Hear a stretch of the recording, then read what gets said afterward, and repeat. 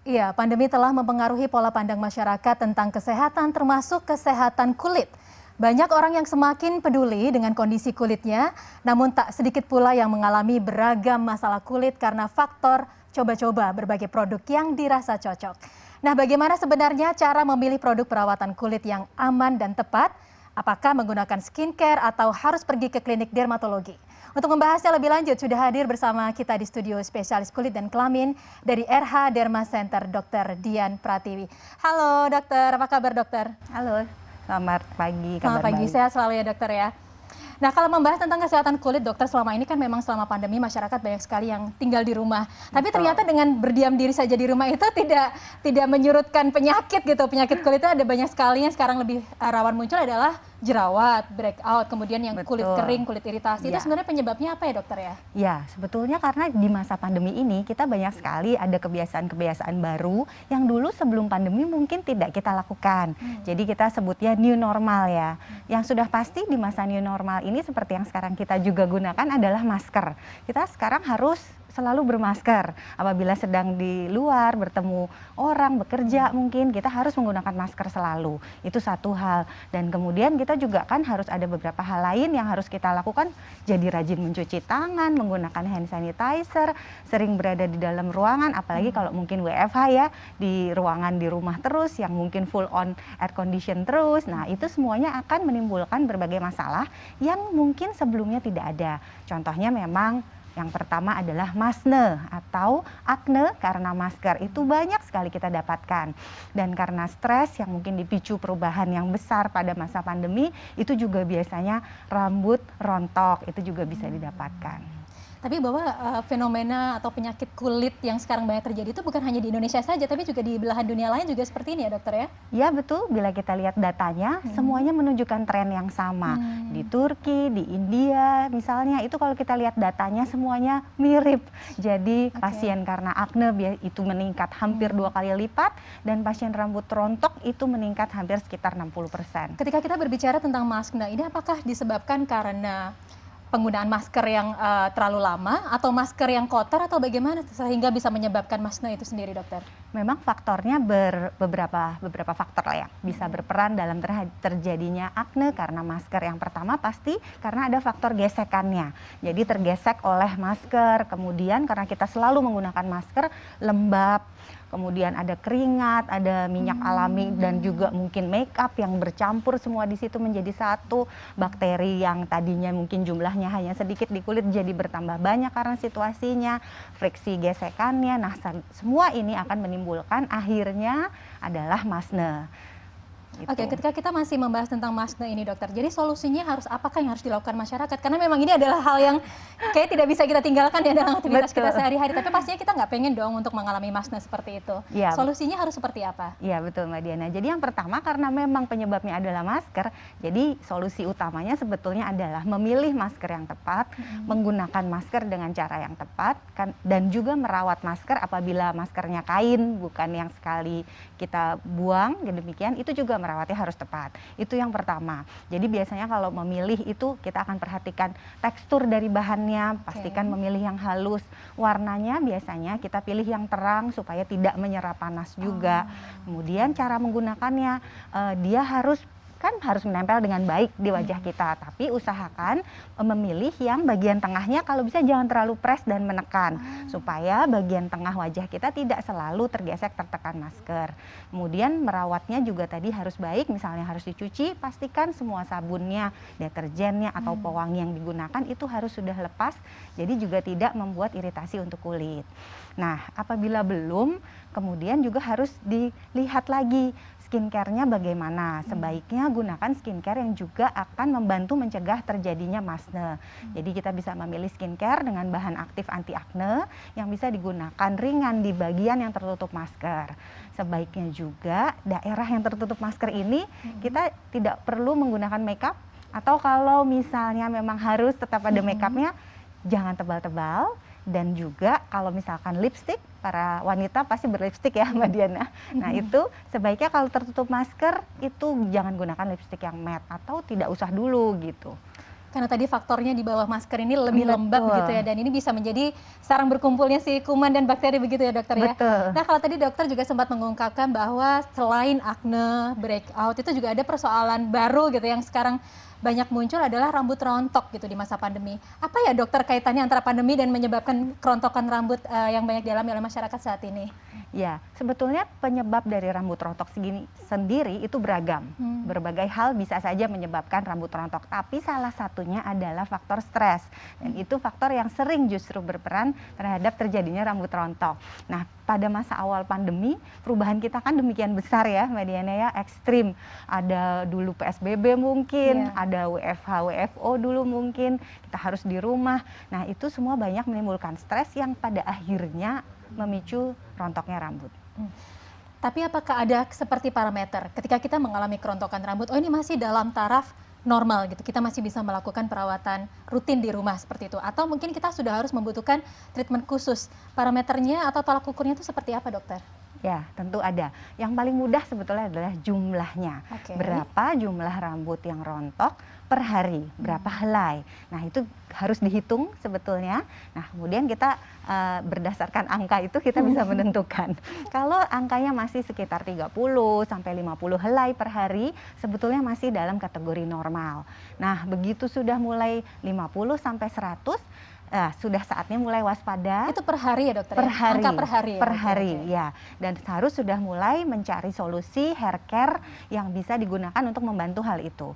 Dan kalau jumlahnya sudah lebih dari 100 helai per hari, sudah jangan tunggu, segera berobat ke dokter di klinik untuk segera mendapatkan penanganan yang tepat.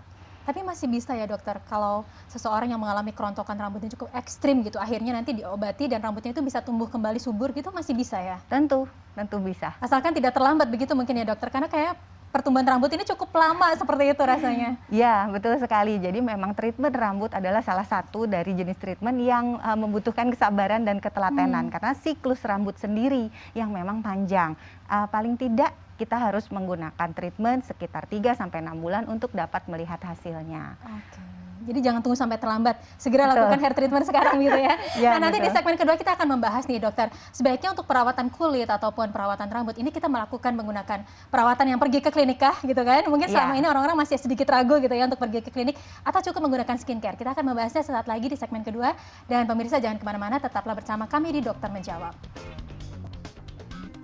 Kembali lagi di Dokter Menjawab, kita akan lanjutkan perbincangan. Tadi kita sudah membahas bahwa di masa pandemi ini persoalan kulit yang paling banyak adalah akne, kemudian rambut rontok gitu ya.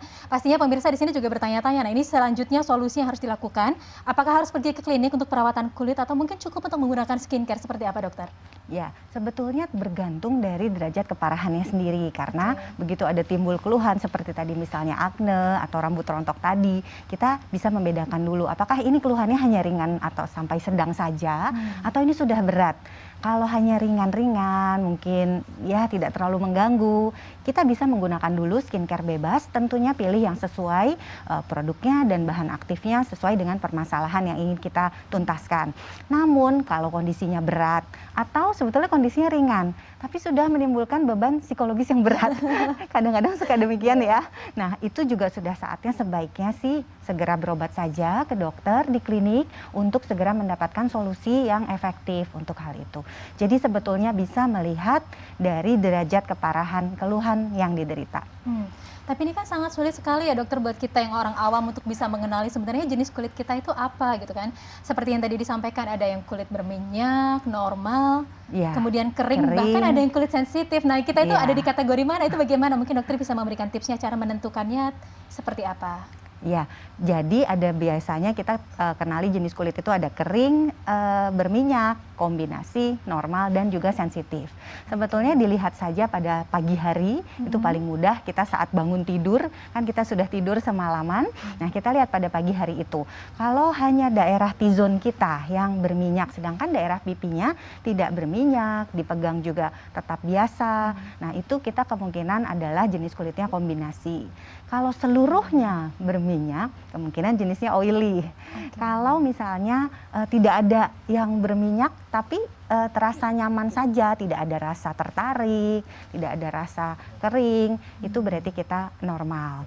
Nah, kalau ada rasa kering, nah itu biasanya kan jenisnya yang kering ya. Apalagi kalau ada sedikit sisik-sisik kelupas atau ada sedikit tanda merah-merah atau memang kulitnya mudah gatal, sedikit-sedikit ada merah gatal, itu biasanya sensitif. Wah, ini jangan-jangan pemirsa di rumah langsung ambil kaca nih dokter, langsung ambil cermin ini, kira-kira saya kulitnya yang mana begitu ya. Oke, nah ini kalau masalah skincare ini kan banyak sekali yang beredar di luar sana, bahkan sampai di minimarket, supermarket semuanya juga ada skincare. Ini gimana sih dokter supaya kita itu bisa lebih antisipasi, bisa memilih skincare yang tepat untuk kondisi kulit kita gitu? Ya, setelah kita mengenali jenis kulit kita sendiri, nah barulah kita biasanya menentukan dulu permasalahan apa ya yang ingin kita tangani dengan skincare yang akan kita gunakan itu. Apakah ingin untuk aknenya, kadang-kadang atau ingin untuk brightening misalnya, karena bisa berbeda-beda tujuannya. Nah, sesudah itu barulah memilih skincare yang sesuai. Pertama pastikan dulu pasti skincare-nya sudah harus memiliki izin edar dari BPOM. Wajib itu ya dokter ya? Wajib sekali untuk keamanan kita semua. Nah, sesudah itu barulah bisa membaca di ingredients-nya, mungkin ditujukan untuk apa, bahan aktif apa yang terkandung di dalamnya, sehingga itu lebih cocok untuk jenis permasalahan yang ingin kita atasi atau tidak. Misalnya bahan aktif anti akne atau bahan aktif untuk brightening misalnya. Nah, barulah kita memilih sesuai dengan kebutuhan kita dan mencoba. Nah, kemudian kalau di RH sendiri ini kan juga ada skincare-nya begitu yang bisa kita beli bebas begitu ya dokter ya? Ya, nah ini kalau misalkan kita mau konsultasi pun masih bisa dilakukan secara online atau bagaimana dokter? Ya. Atau harus datang dulu ke klinik, kemudian nanti kita untuk continuity-nya kita bisa beli bebas atau seperti apa ya? Ya, untuk saat ini pilihannya sebetulnya sudah banyak dan mudah. Jadi kita bisa melakukan telekonsultasi apabila keluhannya itu tidak urgent, tidak berat, tidak harus dilihat langsung. Itu bisa melakukan telekonsultasi dulu dengan dokter, kemudian akan mendapatkan rekomendasi skincare atau rekomendasi terapi yang digunakan. Namun tentunya ada beberapa kondisi yang tidak bisa telekonsultasi.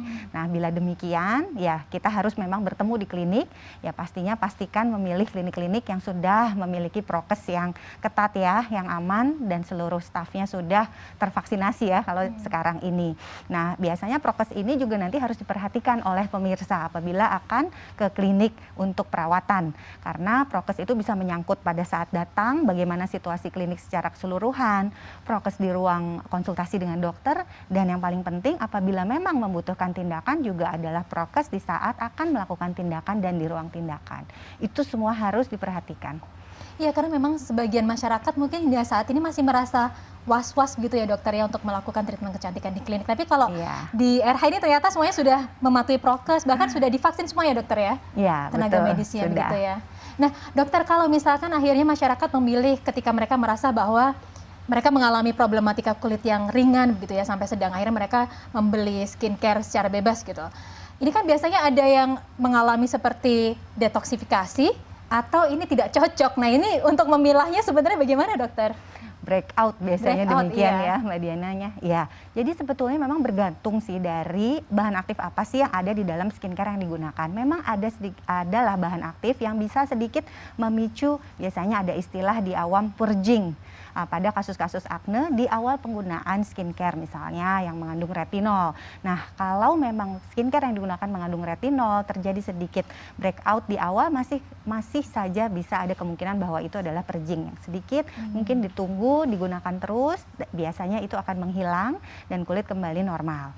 Namun apabila skincare-nya seharusnya tidak mengakibatkan hal itu dan juga tidak berhenti, terus berlanjut breakout-nya, maka itu bisa jadi salah satu tanda bahwa tidak cocok ya, segera hentikan penggunaan, kemudian dilihat kondisi kulitnya. Apabila bisa membaik dengan hanya menghentikan penggunaan, maka tidak perlu berobat ke dokter tentunya. Tapi kalau tidak membaik, malah mungkin terus berjalan memburuk, maka sebaiknya segera ke dokter karena bisa terjadi iritasi atau kadang terjadi alergi dari skincare yang tidak sesuai. Permasalahan kulitnya akan jadi lebih kompleks dan akan lebih sulit ditangani begitu ya. Penanganannya bisa membutuhkan waktu yang lebih panjang. Tapi yang pasti kesadaran masyarakat untuk menjaga kesehatan kulit selama pandemi ini harus tetap dijaga ya dokter ya. Pasti. Jangan karena di rumah aja terus kita sepertinya lupa gitu akan kesehatan kulit kita. Betul. Kita akan lanjutkan perbincangan kita nanti segmen 3, kita ada mitos atau fakta nih tentang kesehatan kulit, dan pemirsa jangan kemana-mana, tetaplah di Dokter Menjawab. Kembali lagi di Dokter Menjawab. Nah, kali ini kita akan membahas seputar mitos dan fakta soal perawatan kulit. Nanti mungkin bisa dijelaskan lebih lanjut oleh Dokter Dian ya. Ini mungkin masyarakat selama ini bertanya-tanya ini bener atau enggak sih gitu ya. Ini yang pertama nih dokter, mitos dan fakta seputar perawatan kulit. Bahwa kulit dehidrasi hanya dialami kulit kering. Ini mitos atau fakta? Mitos. Ini mitos? Adalah mitos. Ya, jadi kalau kita bicara dehidrasi, dehidrasi itu sebetulnya berhubungan dengan kadar air di dalam kulit. Sedangkan kalau kita berbicara mengenai kulit kering, itu sebetulnya berhubungan dengan kadar minyak alami yang ada di dalam kulit. Jadi artinya kulit yang kering bisa saja dehidrasi, tapi begitu juga dengan kulit berminyak. Kulit berminyak pun bisa dehidrasi. Karena beda, yang satu berbicara mengenai kadar air, yang satu mengenai kadar minyak dalam kulit. Jadi dehidrasi itu bisa dialami oleh jenis kulit apapun seperti Betul. itu ya dokter ya? Ya, betul. Oke, kita lanjut ke mitos fakta kedua ya. Breakout, tanda bahwa produk skincare yang digunakan tidak cocok. Ayo siapa yang mengalami breakout nih? Ini kira-kira mitos atau fakta dokter? Nah, kalau yang ini fakta. Oke. Tapi memang tidak satu-satunya. Jadi memang betul bahwa breakout bisa menjadi tanda bahwa skincare yang digunakan tidak cocok, tapi bukan satu-satunya. Bisa saja breakout yang terjadi bukan dari skincare. Itu juga masih harus digali dan dicari oleh kita masing-masing sang pengguna skincare. Gitu.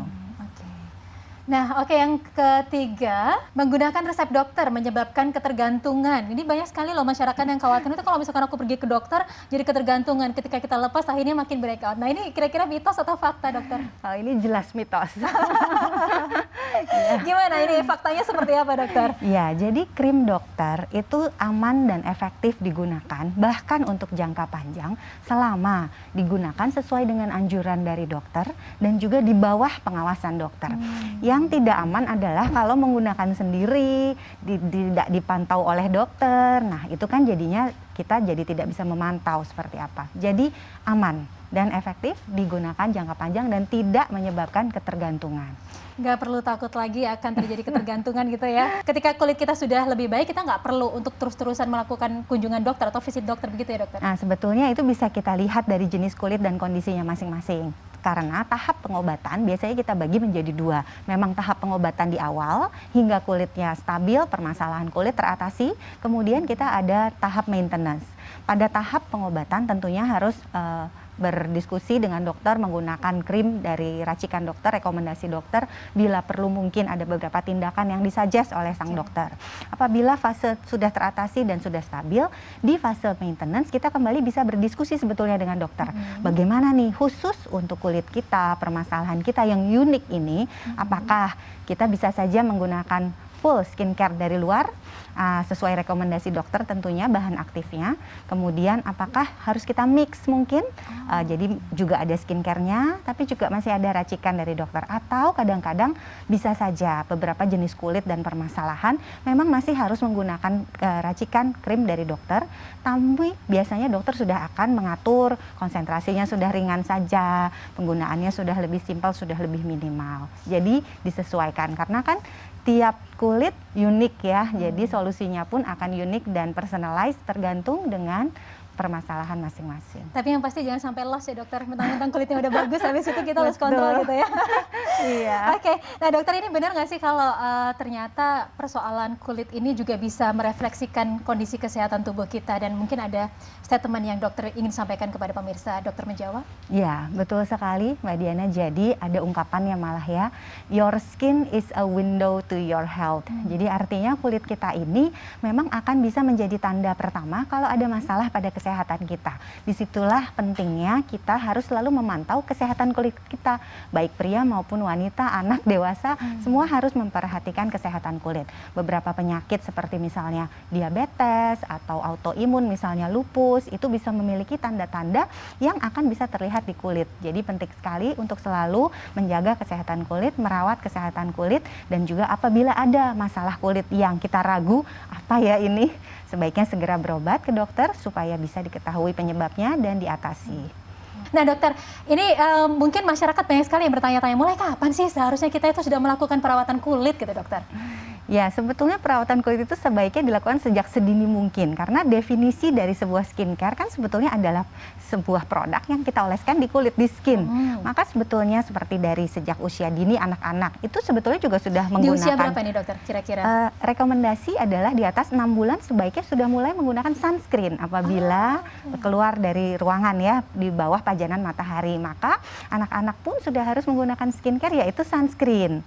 Nah, di masa remaja itu kan terjadi permasalahan paling sering akne. Berarti sudah mulai harus menggunakan skincare anti akne yang ringan yang diformulasikan khusus untuk kulit remaja juga. Nah, kemudian nanti mulai umur 20, 25, nah sudah mulai harus siap-siap bersiap mencegah premature aging. Nah, itu juga kan berarti skincare yang dengan bahan anti aging sudah mulai harus digunakan juga. Nah, kemudian nanti pasti ada kan masa-masa di mana terus berjalan dan kemudian aduh skincare kok rasanya mungkin kurang sudah untuk agingnya. Nah, Sudah di situ didampuh lagi gitu ya. di situ kita bisa mulai menggabungkan antara skincare dan juga dengan racikan dokter dan juga dengan treatment di klinik. Nah, ini kira-kira bagaimana ini? Kita harus meyakinkan pemirsa bahwa ini perawatan kulit itu sangat penting loh gitu dokter. Ya, Apa mindset yang harus kita ubah begitu? ya, karena kulit kita ini sebetulnya adalah the largest organ. Organ yang terluas di badan kita itu adalah kulit. Jadi dengan kita merawat kulit kita, sebetulnya kita sudah merawat organ yang terluas di badan kita. Kemudian kulit kita ini yang paling luar, mudah sekali terkena faktor-faktor lingkungan yang bisa menyebabkan kerusakan dan memicu penuaan di kulit. Matahari yang paling mudah. 90% dari proses penuaan kulit itu disebabkan oleh pajanan sinar matahari yang tidak kita lindungi. Jadi sebetulnya dengan simpel saja menggunakan sunscreen setiap hari sepanjang tahun, itu saja kita sudah melindungi kulit kita terhadap penuaan akibat sinar matahari yang nantinya akan menimbulkan keluhan di masa yang akan datang, yang tentunya kita tidak inginkan.